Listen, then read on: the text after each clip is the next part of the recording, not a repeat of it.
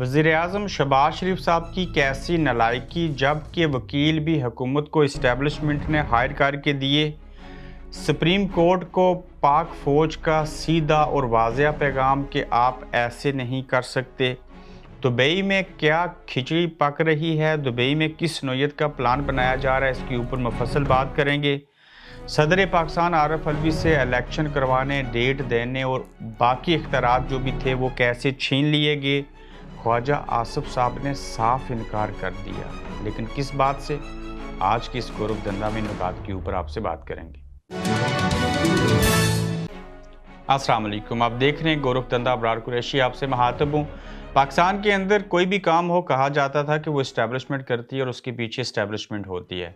वज़ीर-ए-आज़म शहबाज शरीफ, पीडीएम की हुकूमत और नून लीग की हुकूमत इतने नालायक निकले कि जो केसेस लड़ने के लिए, चाहे वो इलेक्शन के हवाले से हों, चाहे वो फौजी अदालतें कायम करनी हों, उनके हवाले से अदालतों से फ़ैसला लेना हो, उस सिलसिले में जो वकील थे वो भी इस्टेब्लिशमेंट के निकले और इस्टेब्लिशमेंट ने हुकूमत को वकील हायर करके दिए।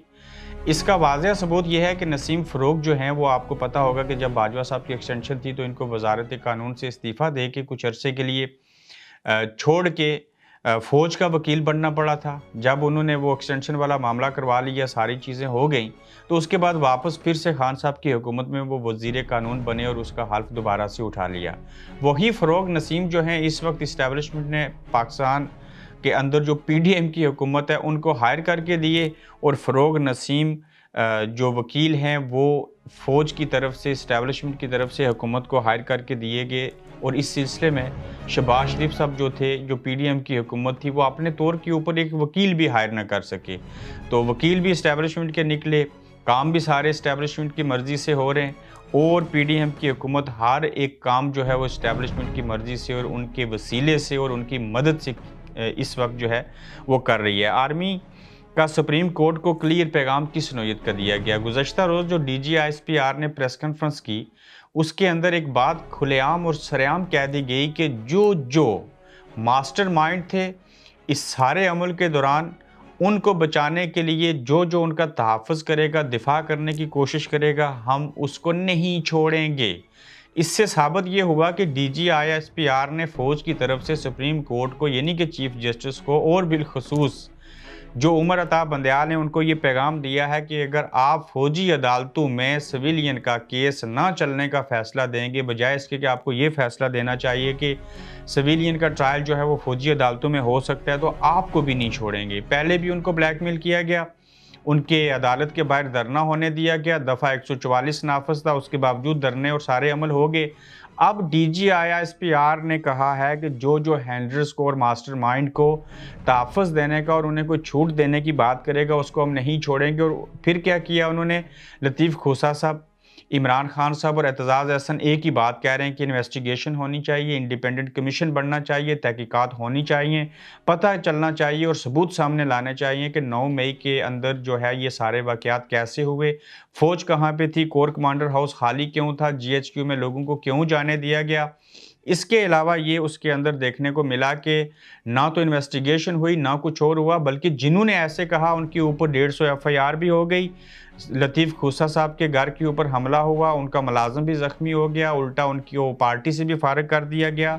इससे साबित ये हुआ कि गुज़श्ता रोज़ डीजीआईएसपीआर ने ना सिर्फ इमरान खान को, ना सिर्फ चीफ जस्टिस उमर अता बंदयाल को, ना सिर्फ सुप्रीम कोर्ट जैसी अदालत को और उनके अंदर बैठे बाकी जजेस को ऐसे कहा, बल्कि एतज़ाज़ अहसन और लतीफ़ खोसा को भी ऐसे कह दिया गया कि अगर आप ये बात करेंगे कि सिविलियन का ट्रायल फौजी अदालतों में नहीं होगा, तो ये आर्मी का, फ़ौज का वाज़ेह पैगाम है अदालतों को और उनके हैंडलर्स को। उनके मुताबिक ये हैंडलर्स हैं, जो भी 9 मई के वाक़यात में लोग शामिल हैं, उनको कैफ़े किरदार तक पहुँचाया जाएगा। फिर आप ये भी देखें कि वहाँ पे आयशा सदीक़ खातून सहाफ़ी और आयशा सदीक़ के साथ साथ बाकी एक सहाफ़ी भी थे, बड़े सीनियर हैं, उन्होंने भी सवाल किया कि ये कहा जा रहा है कि 9 मई का जो वाक़या है ये प्लांटेड था और ये करवाया गया, तो अगर जिन्होंने किया तो उनका नाम क्यों नहीं ले रहे? लेकिन नाम लिए बगैर इमरान खान की तरफ तोपों का रुख किया गया और इस सवाल को डीजीआईएसपीआर गोल कर गए कि ये वाक़या जो है वो प्लांटेड था।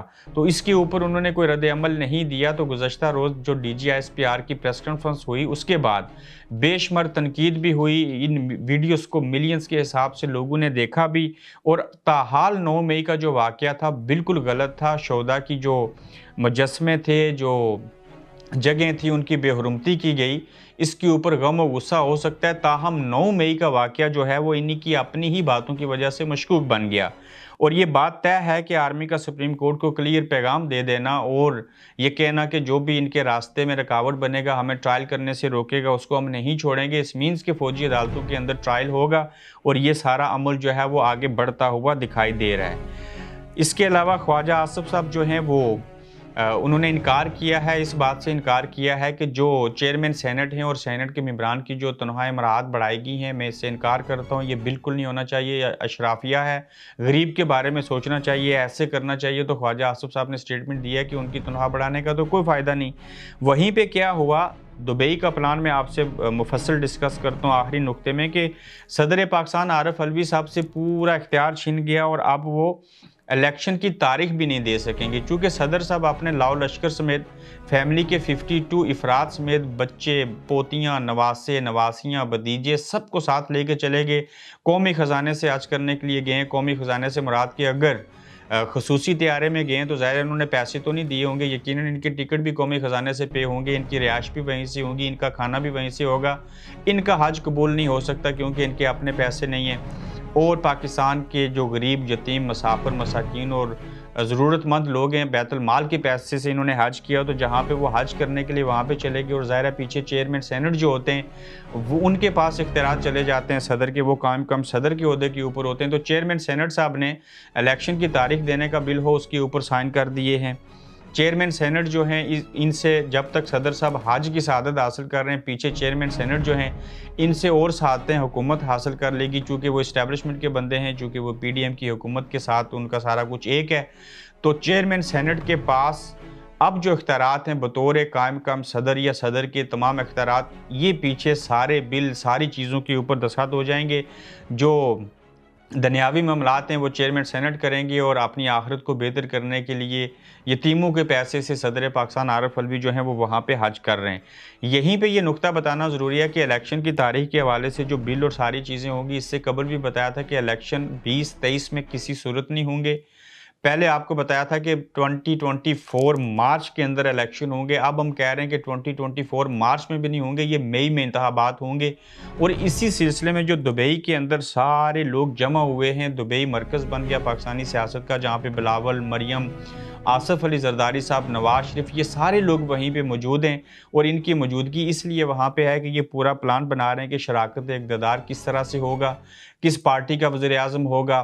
जैसे कमर ज़मान कायरा हैं, नदीम अफजल चंद हैं, बाकी लोग हैं, इनके मुकाबले में पीपल्स पार्टी कह रही है कि तकरीबन 1 दर्जन के करीब जो लोग हैं, हमें हर सूरत वो पार्लियामेंट के अंदर चाहिए, उनको एमएनए बनाना है। इसी तरह से कुछ एमपीए के ऊपर भी बात हो रही है, मेंबर पंजाब असम्बली और बाकी असम्बलीज़ के लोग।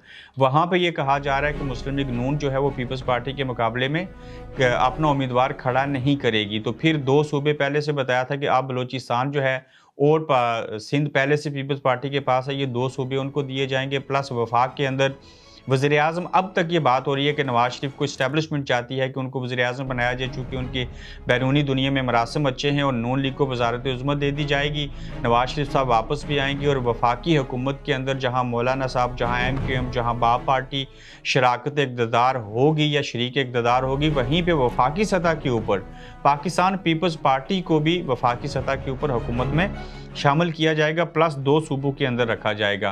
तो ये सारा फार्मूला तय पा रहा है। और प्लस इसके अंदर ये भी बात शामिल है कि निगरान वज़ीर-ए-आज़म किस पार्टी से होगा, कौन होगा, उसमें मुख्तलिफ नाम हो सकते हैं। हो सकता है इरफान सदीकी हो सकता है मोहम्मद ज़ुबैर हो सकता है इस्टेब्लिशमेंट को अपना बंदा ले आए।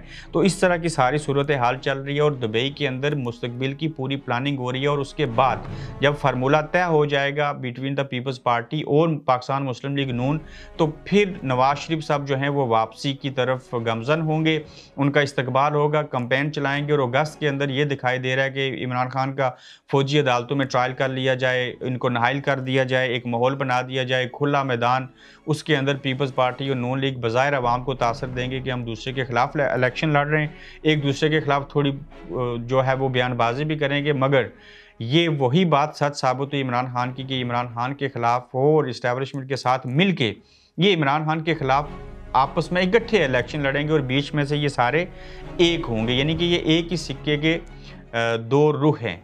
तो अब देखना ये होगा कि दुबई का हतमी प्लान क्या डिसाइड होता है, क्या ये आपस में चीज़ों को सुलझा लेंगे, क्या ये एक दूसरे के ख़िलाफ़ जाएँगे या सारी चीज़ें होंगी।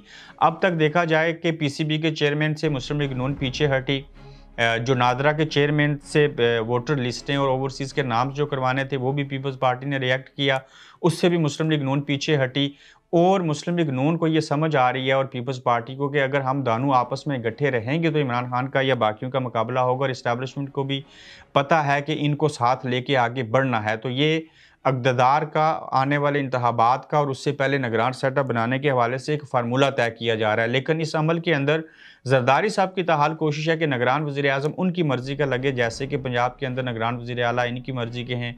उधर मौलाना साहब का जो बंदा वज़ीर-ए-आला है निगरान केपीके के अंदर, वो भी समझ लें पीपल्स पार्टी का बंदा, चूँकि मौलाना साहब और पीपल्स पार्टी वाले इस वक्त एक दूसरे के ज़्यादा करीब हैं। इससे अगली स्टोरी में मज़ीद अहम खबरों के साथ फिर मिलेंगे। अपना ख्याल रखिएगा, अपना फ़ीडबैक दीजिएगा। अल्लाह हाफ़िज़। आप देख रहे हैं गोरखधंधा अब्रार कुरैशी के साथ।